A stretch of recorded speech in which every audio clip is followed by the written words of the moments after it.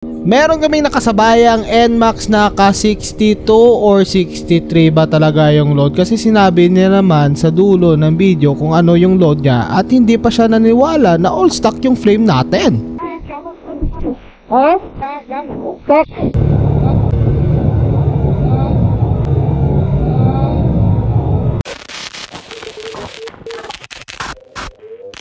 What's up mga boss, kasama natin dyan si M21 Carbon Lodi kasi nagsi-street tune kami ng kanyang Aerox na Bito kasi papalit-palit kami ng bola dyan, no? At di umano, meron kami nakasabayang NMAX Bito ata yon, kaso nga lang loaded kasi hindi nakabawi or nakalagpas yung Aerox ni Master M21 Carbon Lodi dyan sa NMAX na yon. Kaya nga ako na lang humabol sa NMAX na yon sa dulo. O nga pala, shoutout mga bossing. Ito pa yung tropa natin na si M21 Carbon Lodi. Ito yon, nagka-carbon skinning yan dito sa Iloilo. Ito yung mga gawa niya.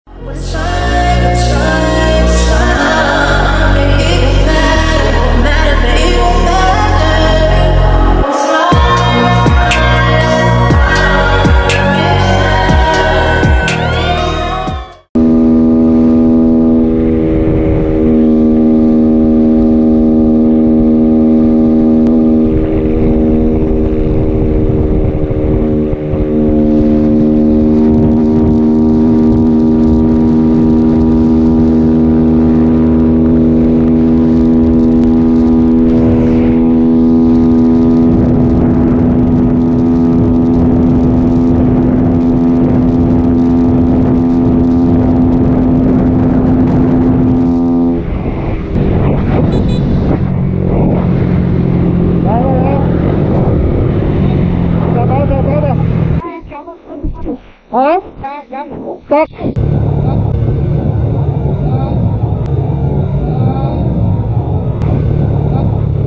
Okay, dito lang.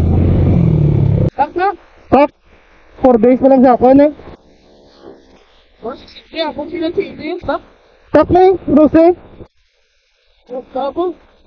So dito nga pala mga boss, maraming salamat sa iyo Master Gab sa pa-content. O nga pala, naging tropa na din natin to si Sir Gab. Ito yung gusto ko sa pagmumotor eh. Yung lahat magiging tropa mo sa motor, pero yung motor nyo lang ang lumalaban kahit branded pa yan or China bike. Pero pag owner to owner, dapat tropa mo lahat. So shoutout sa inyo mga boss. Ingat kayo lagi, ride safe.